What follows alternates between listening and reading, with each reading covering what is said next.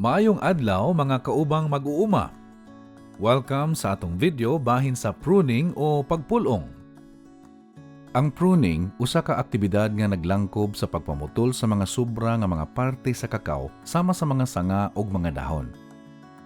Ang pruning usa ka epektibo nga pamaagi sa pag-atiman tungod kay makapadugang kini sa bunga sa kakao, makapaubos sa pag-atake sa sakit ug peste, makakontrola sa porma o katas-on sa kahoy, aron nga masigurado ang sayon nga agianan alang sa pagpamupo. Adunay mga galamiton nga gikinahanglan alang sa epektibo ug malampuson nga pagpulong.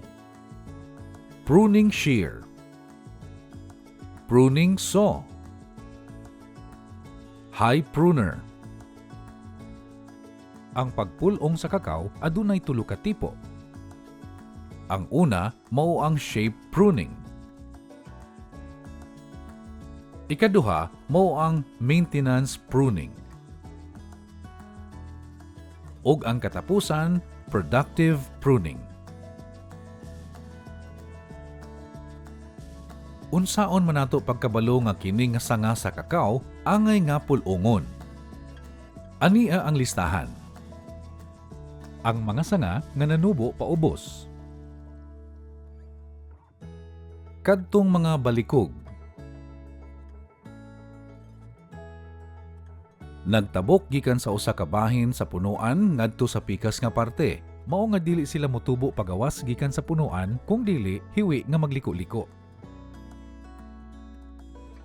Mga sanga nga adunay baga nga dahon nga hinungdan sa sobrang pagkalandong ug katong mga nangabali. Sa pagpulong, daghang mga butang ang gikinahanglan nga ikonsiderar.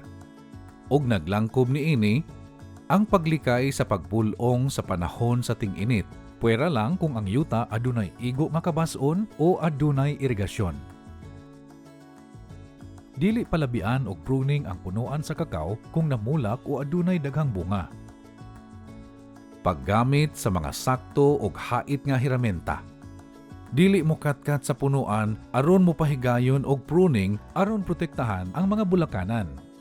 Dili ablihan ang pinakaibabaw sa tanom. Pagpulong sa mga shade trees, usa pa pulungan ang mga kakao.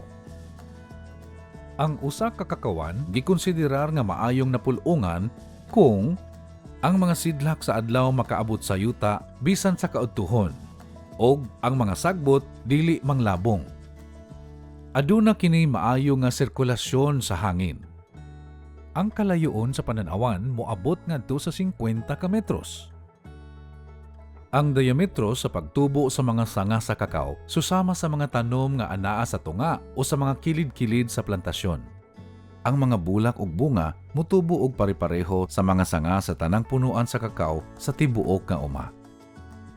Sa pagputol sa mga dagkong sanga nga mas dako sa usa ka sentimetro ang diametro, paggamit og gabas, dili sundang.